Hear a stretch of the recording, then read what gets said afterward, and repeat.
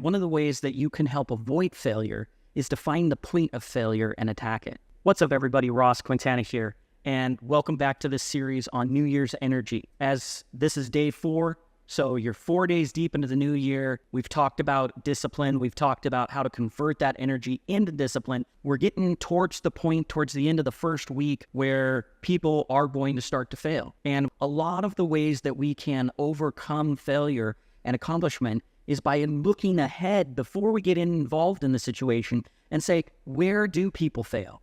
Because once you isolate that point, you can then attack that point and figure out what it is. Certain things like habits and routines can also help overcome the failure point, because what's going to happen here, you were supposed to work out today, but you go, you know what? I don't feel very good. I've got work to do. Maybe I'll just hop on, check a few emails. You're setting up your day for failure, because what's going to end up happening is those little choices that you make, which are the points of failure, the decision to say, you know what? I'm supposed to work out, but I feel a little tired. I think I'll sleep maybe another 30 minutes. What you're really doing, and you think, and I'm going to work out after that. But you sleep in for 40 minutes, you wake up, you get an email from work, and you start jumping into the day. You go, okay, that's okay. Maybe around noon, I'll go work out, or, I'm going to work out later tonight. And then, you have an exhausting day, you get home. And at the end of the day, what ends up happening is you fail to get back to success. And that is a massive problem. You have to be very careful about pacifying your mind, especially when it comes to goals and accomplishments. So sometimes what we do is we sell the intention to do something as doing something. What I can do is I can pacify my brain and say, you know what, I was going to work out, and just say, well, you know what, I'm going to do it tonight. When I do that, I satisfy the part of my brain that says, you need to work out. Today's a workout day. You need to go do that. So you pacify it. And what ends up happening is tonight comes around and you don't do it. And that's a problem. The best thing to do is actually do the opposite. Make it harder on yourself, right? Wake up and in the very beginning of the day, say, you know what, I'm not going to do anything until I have my workout.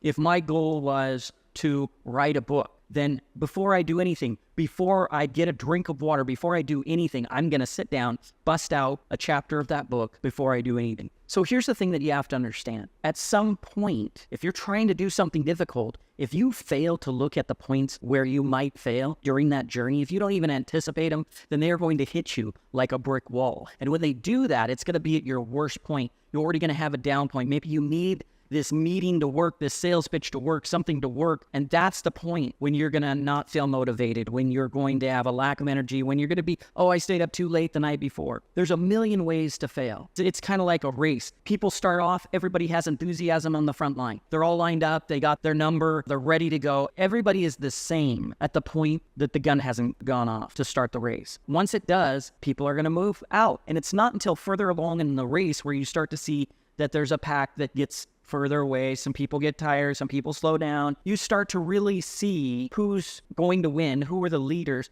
and who are those who may not even make it. The longer that race goes on, there's an attrition. And so at day 4, we don't want that attrition. You have to be aware of things in order to attack them, in order to avoid them, in order to plan a counterattack so that you don't fail.